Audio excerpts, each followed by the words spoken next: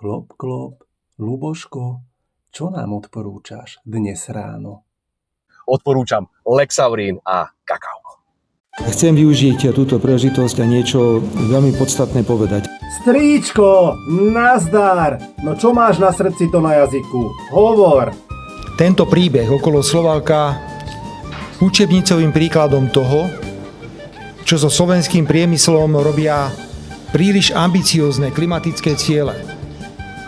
Naozaj si schopný povedať príliš ambiciózne klimatické ciele v čase, keď boli prekonané všetky teplotné rekordy? Naozaj?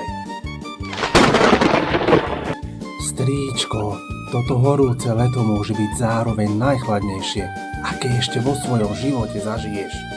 Čo pre teba znamená pozrieť sa pravde do očí? Mission Impossible. Teplotu nemáme prvýkrát, ja si pamätám takéto teploty už viackrát. V klimatizovanej kancelárii a v klimatizovanom aute sa ľahko pamätá, ale trochu neisto. Boli prekonané všetky teplotné rekordy. Rozumieme? Pani, máješ? Nie? Povedať úprimne, napríklad ja som odteraz na výcviku, kde tiež teda klimatizácia nebola, takže sme sa viackrát spotili. Viackrát sme sa spotili na výcviku.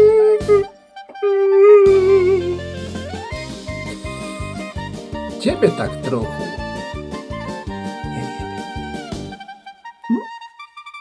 Pepe, ty čo na to hovoríš? Aj ty si sa viackrát spotil. Čísla hovoria za všetko? No jasné. Podrž taška. Tajnostka. Ešte v rokovacej sále úradu vlády a rokovacej sále vlády klimatizácia nie je a neplačeme. Neplačete, ste hrdinovia. Ale čo chorí ľudia v nemocniciach, po zákrokoch, po operáciách? Keď vydržali čakať 5 pravicových vlád, Tak vydržia aj vás, však. Pre koho sú tam ísť tento rok?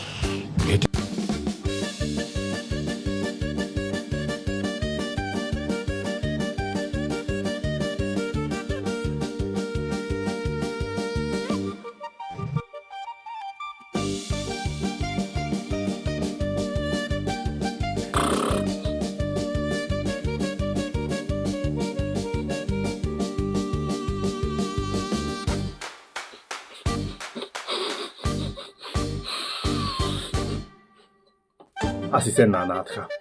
Predpokladám.